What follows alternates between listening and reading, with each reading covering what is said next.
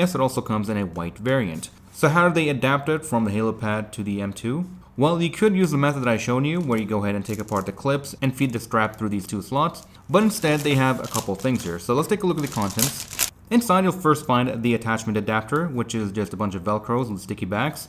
Basically we'll be sticking these to the back of this part. Then we'll be using the original male side of the velcro that's on the M2, and we'll be attaching the pad to it. So we'll see how that goes and if it's any good. And part 2 of the bundle is the power bank holder, which, it gives you everything. It gives you a little cable, it gives you the holder itself, and a couple of velcros to cable manage everything. Now with my package, there was no manual included, so we're just doing it off the video that they had on their YouTube channel.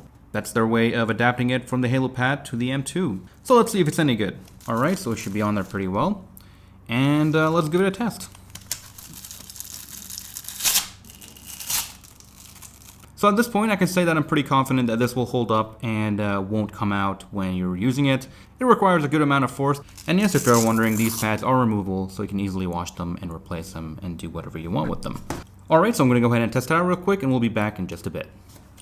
Alright, and we are back, and it's pretty good. Not gonna lie, it's nice. And I did end up adjusting the pad here slightly downwards, which in my case and the way I mount it, made it much more comfortable.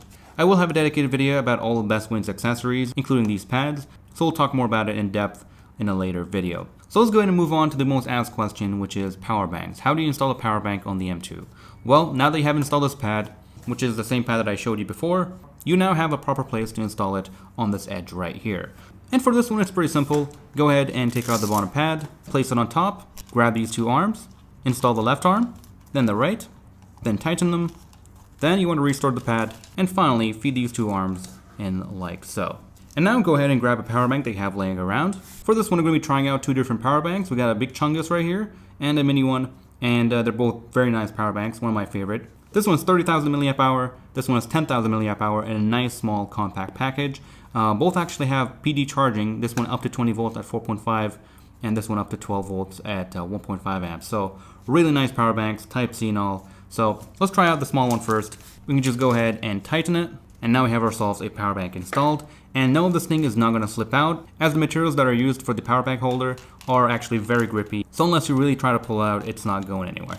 Next, I want to grab the cable and feed it all the way into the headset. And now your headset is going to last a good amount of time. Now for cable management, they did give you a couple more things. Two standard velcros and one fancy one right here, which is designed to be wrapped around this part right here.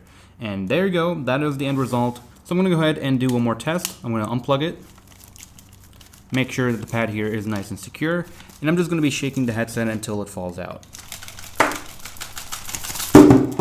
Not a bad result considering I did abuse the velcros here and kind of frayed these velcros, which you shouldn't have a problem with too much. Worst case, you can always replace them, but it should be fine if you're not constantly ripping it out. And if you want, you can always wrap these two parts together using the two included velcros, which should give you a much more secure setup.